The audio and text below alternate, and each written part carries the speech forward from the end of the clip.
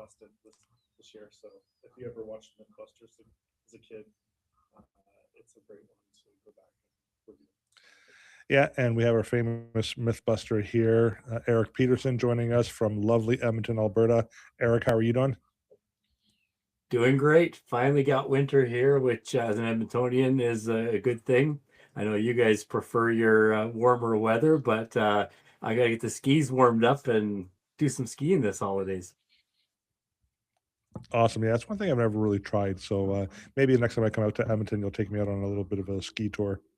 How's that? Sounds good. Sounds good. Awesome. Put you in a dog sled though when you do it. In a dog sled. That would be fun. All right. Well, today we're going to talk about some myths. As Ryan mentioned, we're going to be doing some myth busting today. And there's five myths that we're going to bust today in 2025. Some of these actually have been beyond just 2025 as well, right? So we're going to go through some of these and let's see how this rolls today because we're trying to deal with these technical issues. And, anyways, we'll keep going. Myth number one. This is actually one that I've been talking about for quite a long time. Debt is always bad. Ryan, is that true? No, never. Not all debt is harmful. So you got to make sure you pick the right debt and that you have the right strategy in place depending on how you manage that debt.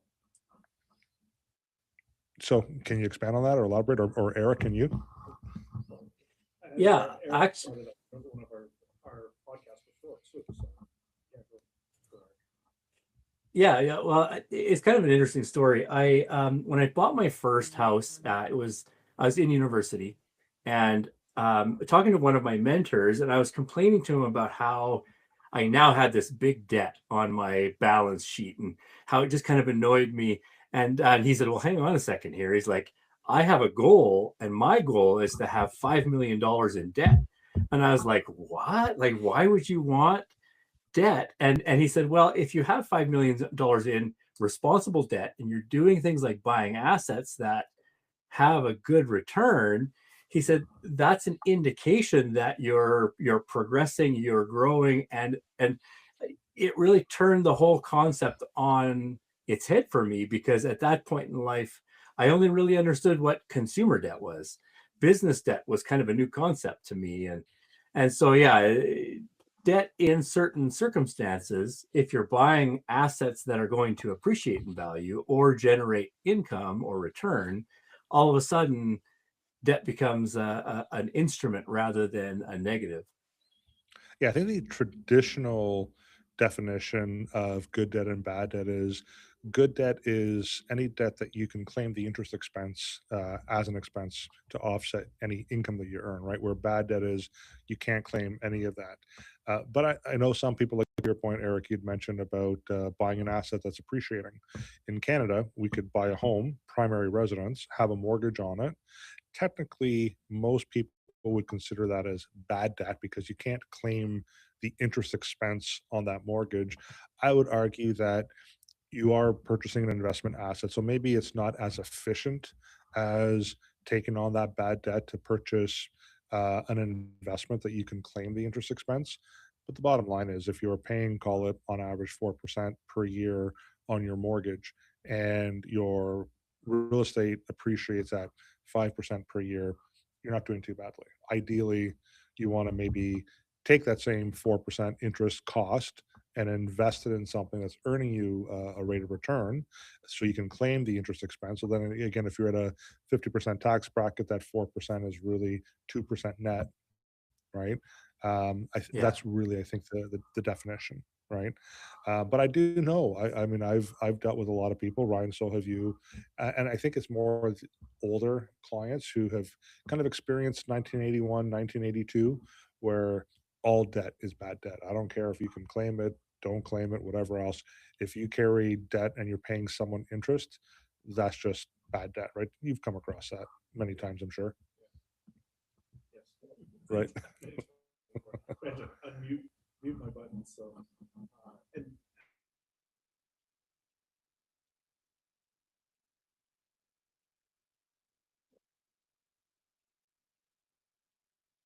I can't hear Ryan at all.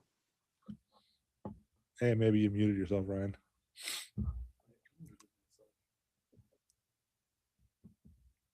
You know what? You're muted on the microphone. There you go. Now try. Testing 1 2. Sorry about There that. he is.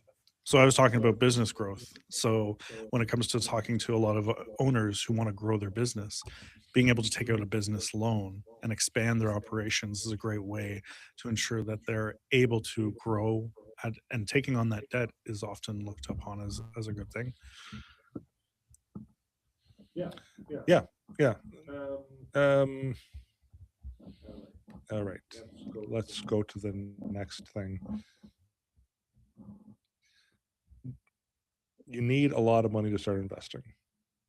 That's another one. All right. And I have to apologize. This is the last one of the year. It almost feels like it's the first one of the year right now, the way things are going.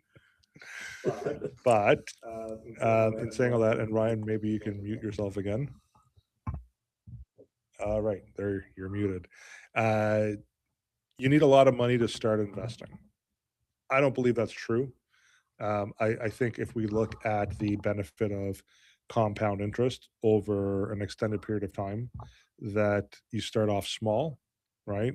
And eventually that would accumulate over many years. So you can start off with, I mean, our example here is $100 a month. If you had it, for example, in an index fund for 20 years at a 7% rate of return, over a 20-year period, that $100 a month would grow to approximately $60,000 in market value. And that doesn't include any taxes taken off of that. That's just a gross number. So, Eric, do you have any thoughts on that yourself? Yeah, it's really. I've got kids that are in their early adult years, and I think one of the concepts that's really hard to get over is, like I can start saving later, or I can. There's 100 reasons why someone can say I just can't afford to do it right now. And what people often overlook is that time value of money. And a dollar today is worth so much more than a dollar 10 years from now. And a lot of times people will look back on their life and say, and I think you guys talked about this in your recent podcast about Christmas presents. Think back to all of the things you spent money on, and what sticks in your mind. Very, very little of it does. And so the things that you do remember are what you hold on to. And I often tell my clients, like, yeah, you just got to start. Like, start with $10 a month, start with $100 a month, start with something achievable. And when you realize that you don't even notice it, then you can start to turn the volume up. And I think that's the key, is that most people just need to understand that really the whatever amount they're going to put away, they really won't even notice it in the grand scheme of things. And 10 years down the road, it'll be one of the few things they remember putting money towards. And when it comes to the coaching piece, you hit the nail on the head, which is this is about creating habits, right? It's the power of the habit of constantly putting these things away, not seeing it.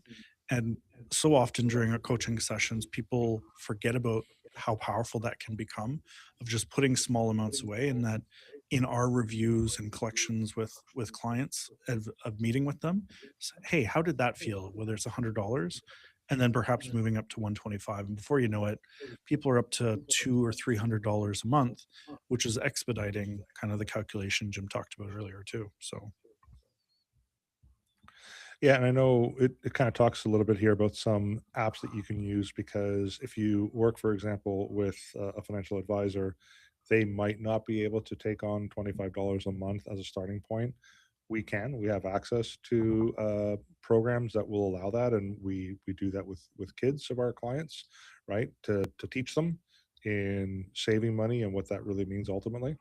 So you can research some of your own apps if you like, but the problem with those apps is all it's going to do is help you learn how to save money. It doesn't teach you about money, right? That's really what our role is as advisors. I think probably Eric, with what you do on the private side, a little bit more difficult in trying to find a solution at $25 a month. Would that be accurate? Yes, yeah. I've always kind of leaned on something simple like an index fund, which gets the job done, but there's a lot of other options that might be better. But yeah, a lot of the minimums in the private equity world are around 10,000, sometimes more, sometimes less. But you kind of already have to have accumulated a bit of a lump sum before you're looking at the private equity options. So the bottom line is you don't really need a lot of money to start investing, right? You just whatever little bit you have. If you don't want to, from a budgeting point of view, systemically put something aside every month, if you have again some of these online tools, you can just at the end of each month, at the end of each pay, take a X amount and invest it if you'd like. So you can have a little bit more control over. So definitely a lot more easier today with technology than it used to be in doing some of these things. I know when I grew up reading The Wealthy Barber did suggest paying yourself 10% first before you pay anything else.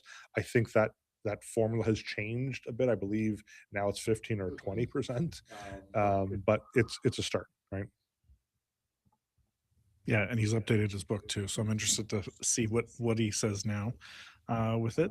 And it's funny because I had a janitor when I was in grade 5, 6, 7, and 8, and it. I'm sure everybody's heard this story, and this may be actually him. And he was Italian janitor, and he always used to say to us about the power of like doing the little things because he'd obviously be the person that clean the school, but on weekends he drove a Ferrari.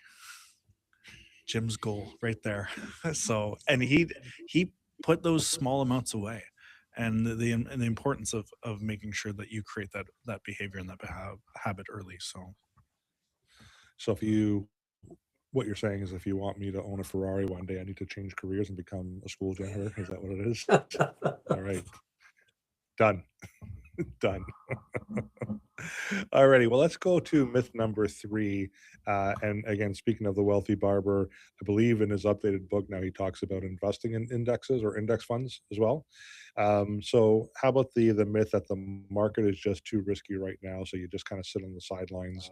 I think I've come across people who believe that, and they've sat on the sidelines for years and years and years and really just missed a boat. So, Eric, maybe you can pick up on that.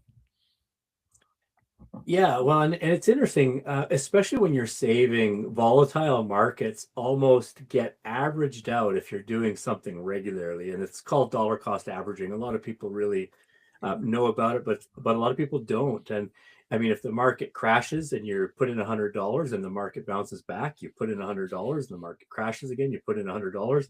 Well, you're buying. You average out a lot of that volatility, especially during your accumulation phase. So really, when it comes down to it, there's no excuse to start today. And if the market volatility really is something that's hard for you, well, pick a high interest account. You're still further ahead than you were 3 months ago, and that accumulation, that experience, will help you prepare for looking at other risks and seeing how you could diversify what you're doing.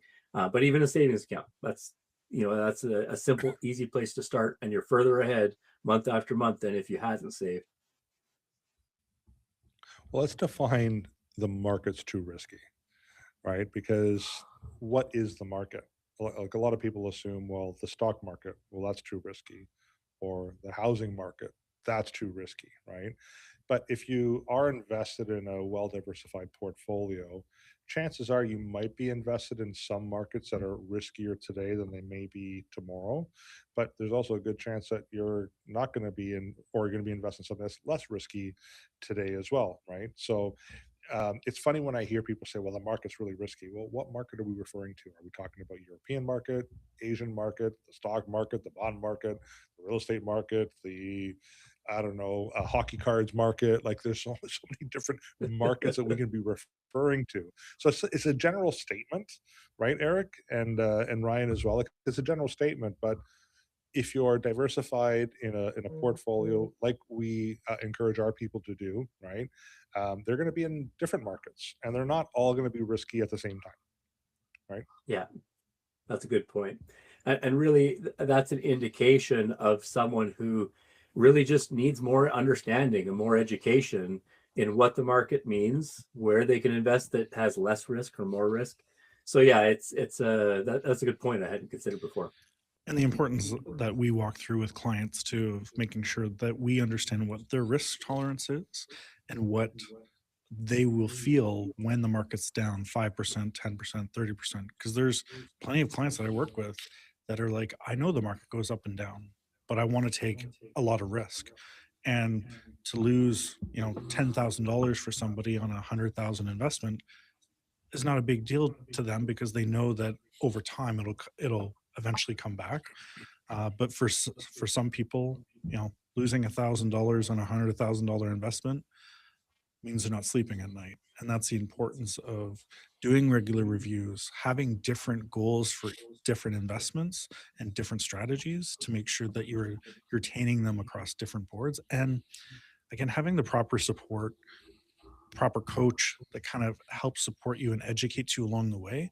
And that's often what I see with a lot of clients is the reason why they don't want to take any risk is because they have a misunderstanding of what risk is and the different tolerances and the time frame that all leads to these types of things. So education is a key piece. Obviously, we do that very much with our clients is talking them through and making sure they truly understand what the risk is and making sure that those match with their timeline and horizon. So I think that's a really good point because again, we talk about markets. I don't know how many times I've sat down with a client who says, "I'm putting all my money into gold and precious metals because you never lose your money in gold." Well, gold didn't start off at $4,000 an ounce. It started off, I don't know what the number is, but it was definitely less than $10 at one point, right? And it's appreciated over time.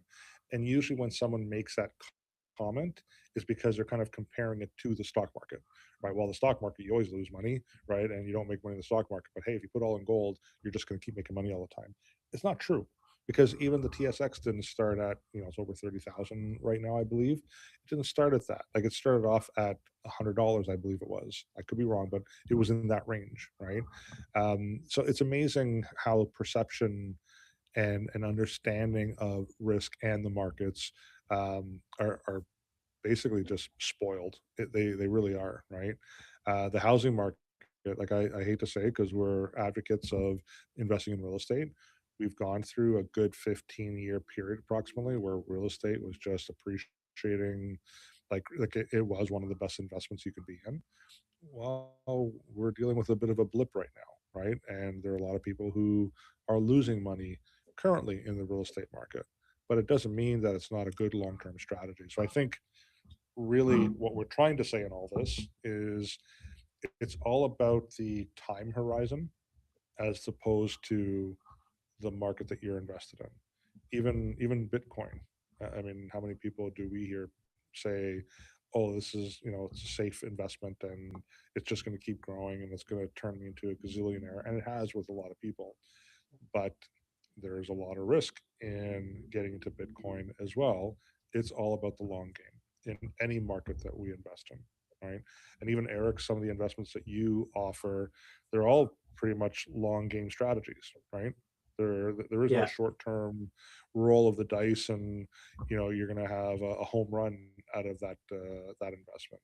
They are a hold type of strategy, right? Yeah, yeah. Well, and I think you struck on it when you were talking about the markets and staying in long term. I think there are people that lose a lot of the stock markets, but they're the ones that will try to time it or will get scared and pull out too early or that's one of the beauties of the private market is that you're often tied into these things. You don't have a parachute cord to pull, so you have to commit to the full cycle, and it's the full cycle when you see the benefit of the average, and a lot of people just don't have the patience or they get scared or there's a lot of reasons that people will do that. And yeah, that's one reason I like the private market is it's very steady, but it's steady because it's long term. It's very, you're thinking 5, 6, 7, 10 years out when you invest in that, not what's the market doing today or tomorrow or next week when Trump tweets or whatever it happens to be. There's a lot more micro to watch in the markets, which I think leads to that thought process of it's too risky. There's too many things that'll affect it going up and down. Well, if you can close your eyes for a year and a half, 2 years, 3 years, you probably won't see all of that volatility, but it's hard for some people to do. You said a word that is very important. You said scarce. And this is something that it is uncovering within coaching and having the right support system is where did your belief come from in the beginning? You know, why are you scared about this market? What happened to you? Did you receive the wrong advice? Did you have the wrong advising team? Or are you listening to what your parents or grandparents felt because they lived the depression? We've talked about this. They lived through the 1980s and the way mortgage rates and the cost of gas, all these things happen. So where do those beliefs come from? Are they your beliefs, or are they the beliefs of somebody that is a generation or two generations behind you, and then it's just ingrained in you? So it's something that we uncover through the coaching piece is where did that habit or that belief come in? And that's an important thing to tackle when it comes to, oh, the market too risky? Because you can miss out on some really big things that can really push your goals forward if you still believe that certain things are too risky. Well, and Yeah, one and thing that I mean, people oh, go often ahead, Eric. Yeah, one thing that people often overlook when they're saying something is too risky, like if you just hold Canadian dollar, you're going to lose to inflation. And it's been, let's say the average is 2.5%. That's a pretty widely accepted average. The last few years, it's been higher than that to whatever degree. But if you decide to just, well, I don't want risk, well, that's a risk in itself. Not doing something causes a 2.5% erosion per year to what you're not doing something with, or the risks you're not willing to take. So that's what a lot of people will overlook is the risk of not doing anything is often, costly in its own right. Yeah, but I mean, sometimes not doing anything is the right move as well, right? Like I know um, Yeah. a lot of my clients who've worked with me for many, many years.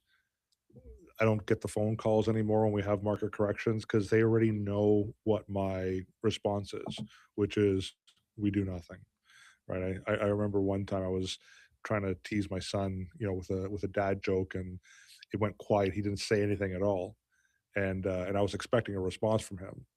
And I asked him, I'm like, Liam, like, aren't you going to respond to that? And he looked at me and goes, Dad, sometimes not responding is the response. Right. And when it comes to investing, I kind of take the same approach, right? Because if you look at missing the best 10 days in the market over 20 years can cut your returns in half. Um, and a lot of times when you pull out when you're dealing with the volatility, you're missing out on some really strong rebounds and returns, right? So a lot of times for my strategy has been do nothing, just ride it out, right? And that'll be your best option. Or if you have the guts to do it, put more money in the so-called market while you're dealing with the storm. And I had some clients do that with us during 2008, and they have fared really well. It was a roller coaster ride, but they did really well, you know. But most people, we would just kind of like, just hold, do nothing. We'll get through this. Not a problem. All right.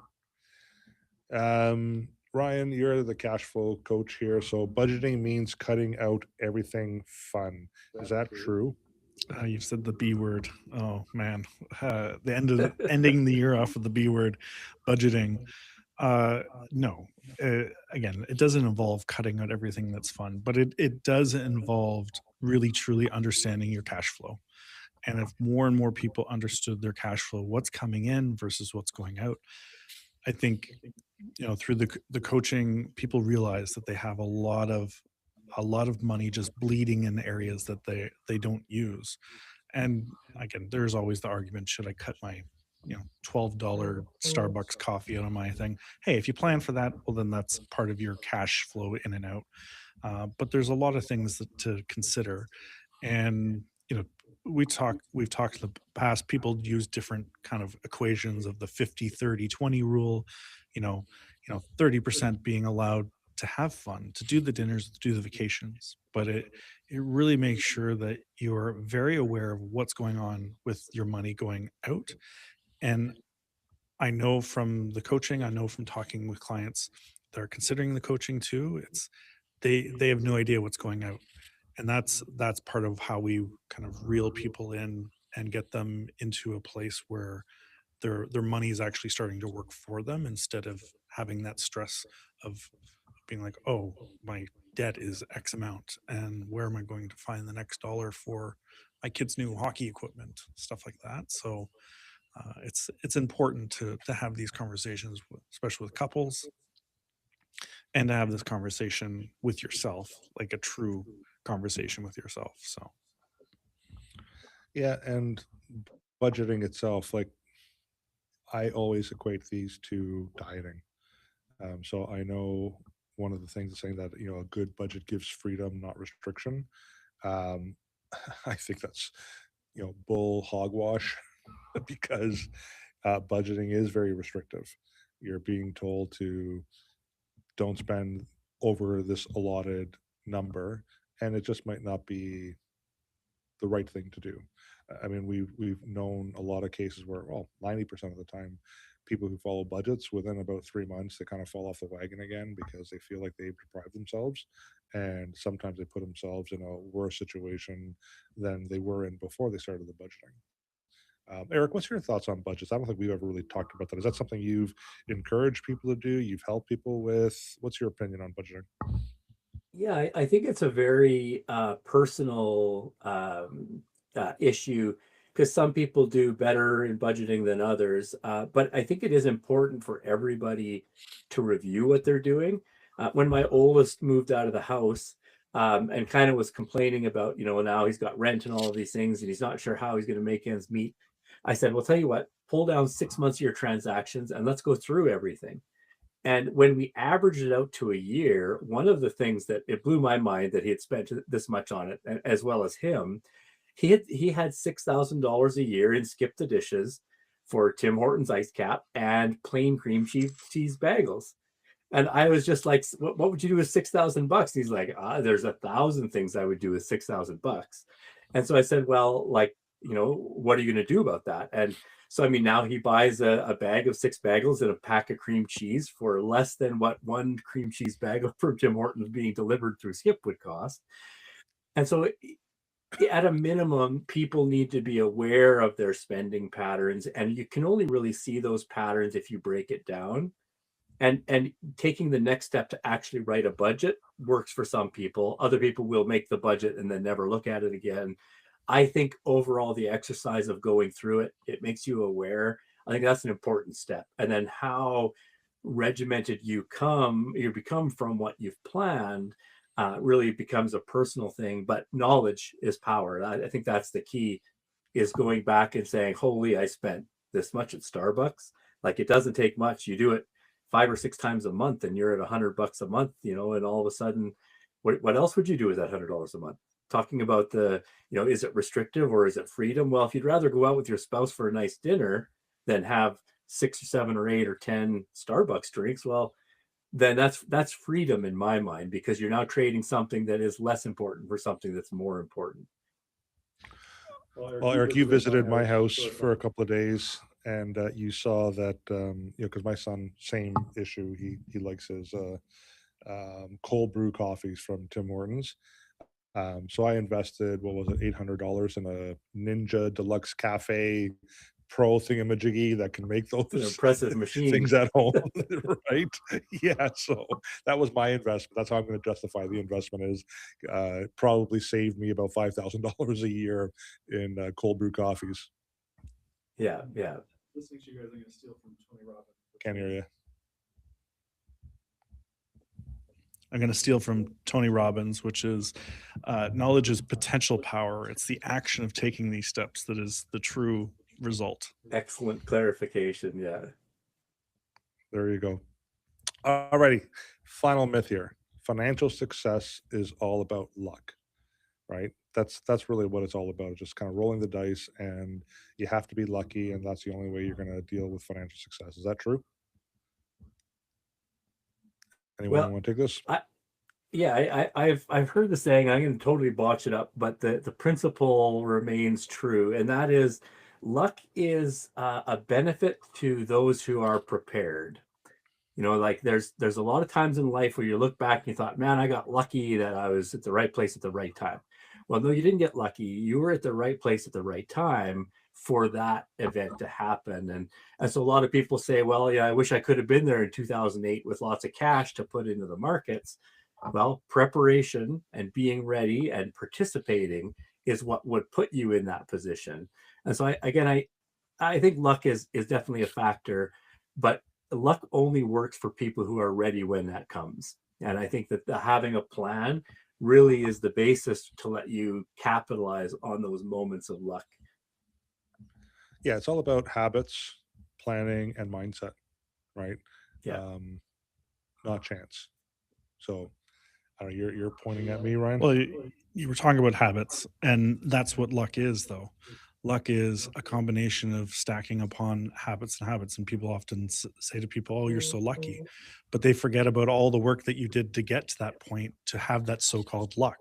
And it's all the habits, it's all the education, it's all having the right team members, anticipating different things to ensure that that happened in that moment. So, Yeah, and if you kind of compare two different types of people, you have the individual who just kind of automates their savings, right? Kind of like the tortoise strategy, just slow and steady, just systematically putting the money in the market and investing over time. They're going to generally outperform the individual who's trying to invest during the perfect time. The perfect time might be when they actually have excess funds. The perfect time might be when the market's performing in a certain way. But usually the people who just automate it, set it aside, they forget about it, they don't look at it on a daily basis. We have people who like to do that from time to time. They're the ones that actually have that long-term success. So um, it's not necessarily about luck. It's about, like you said, Ryan, just doing the things you need to do to be ready for those opportunities, right? And then the wealthy, they typically share common habits. And I think I mentioned this in the recent um, interview, Eric, that you did for us. It's on our website now of all the of Ryan, Eric, Denis, and myself. But one of the things that I found in working at the bank when I was a young banker, the wealthy individuals, the people who had financial success, they set goals, right? That's very important. It's kind of like if you want to get on a ship and go on a cruise out in the ocean, you don't just throw the boat in the ocean and just start puttering around. Like, you need to put a plan in place. You need to have a goal. I want to get to this destination and plan it all out and make sure that we follow the route, right? Financial success is no different. What's your end goal? We talk about that with a lot of our clients, and what do we need to do to get you there, right? um, Continuous learning, that's another big one. You have to educate yourself, inform yourself. It's amazing sometimes, again, when we sit down with clients and we talk about certain situations, how misinformed they actually are. Then we provide them with the facts, and we'll ask them, well, where did you get your information from? A neighbor or Google? But Google, they were pulling data from like the US and had nothing to do with what they're trying to do in Canada, because products can be different. And the final one is really discipline investing. Is just be disciplined, right? If you have no discipline and you're just going to invest money here or there whenever you kind of feel like it, whenever you feel is the right time, that's chances are you're not going to achieve financial success, right? So it's not all about luck. It's about process. It's doing the hard work. Ryan, you're a former hockey player. You know that you had to go through a process to get ready to be on the ice at your peak, right?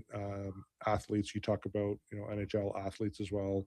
Same thing. They have coaches that help them to reach their peak performance. It's all about being disciplined. So, Eric, I don't know if you have anything else you want to add to that. Yeah, no, I think that kind of covers the key. Preparation is what makes you ready for luck when it comes along. So, Well, let me ask you this, because you like going to, the mountains, and you're doing like the backcountry stuff. Like, my guess is you don't just kind of pick up and go, or maybe you do. Normally there's some planning that's involved, right? If you're going to go away for a week, for example, or 2 weeks, I'm sure there's some planning before you end up going to the mountains and do kind of what you do as a, I guess you're not technically a mountaineer, are you? Or you're someone yeah, who likes no, to I do a hang out lot in of the mountains? Yeah, I do a lot of mountaineering as well. It really is Oh yeah. varied, and there's two big factors. Ryan covered both of them. One is the preparation, having the habits, having the skills, being ready for it. And then the other one is just doing it, being kind of regular at it. And the more you do it, the more you get to the point where, like, again, if a friend called me up tomorrow and said, hey, let's go to the mountains for this weekend, in 15 minutes I could be in my vehicle because I have those habits built, I have the gear ready, I have the, and so I think that when it comes down to people saying things are about luck, I'll go out and take some photos and people are saying, man, that's beautiful, like, you sure are lucky to get to go do that stuff. And it's nothing about luck. I mean, being there when it's cloudy and the sun breaks and it's beautiful for like 3 minutes of, a 4-day weekend where it's just soggy and gross the entire weekend. Sure, that moment is luck. But everything that I did that said, okay, let's be there and be ready. And I mean, maybe I'm there when there isn't that beautiful scenery, but the times that you get lucky are the times where you've done the work before. And Jim used the boat analogy. I mean, sure, throwing a boat in the water and paddling in circles is going to get you to Hawaii probably a little bit faster than someone who sits on the beach and watches the people paddling around in boats. But both of those require action. And without the action of getting in the boat and without the plan of knowing where you're going to go, those two things in concert will get you places that other people will then look at you and say, oh man, you're lucky. And it's, well, maybe, but only because I was in the boat and I had a plan when the luck came along. And so, yeah, it is important, that preparation. Couldn't have said it better myself. Like, honestly, I couldn't have said it better myself. So that was awesome. So you know what? We've wrapped up the 5 myths. I invite you as the listener and a viewer, which one was the one that surprised you the most? So if you'd like, you can put that in the comment section. This is going to be on YouTube and on our podcast and TikTok and Instagram and Facebook and LinkedIn and all those things. So let us know, like, which myth out of the 5 surprised you the most. Guys, I mean, this is the last one of 2025. For any of you that are watching or listening, a lot of hiccups today. Probably, I think today we sounded more like rookies than the pros that we think that we are. But it just goes to show, it's anything can happen, right? This isn't a big production, right? We're just a couple of guys that are advisors. We love what we do, yeah, I'm just really grateful for our listeners and our viewers. The listenership has grown this year. The viewership has grown this year as well, and we're hoping for bigger things in 2026. So, any final comments, Ryan, that you want to say? No, Eric, you hit a nail on the head as far as everything, preparation and luck. But having a great team around you and the support that you need, no better way to start it off without reaching out to us, TVH Group, TVH Financial, and help us help you make sure 2026 is a great one. So there you go, Jerry Maguire. Eric, any final comments before we shut her down? Yeah, no, I think you guys said it both. We love to work with people, help them build those plans, build those habits, and understand what the market looks like and how to navigate it. So, yeah, give us a ring. That's why we love doing what we do. Absolutely. Well, everyone, have a wonderful rest of the year. Today is December the 15th. So a couple more weeks left in the year, and looking forward to reconnecting in January of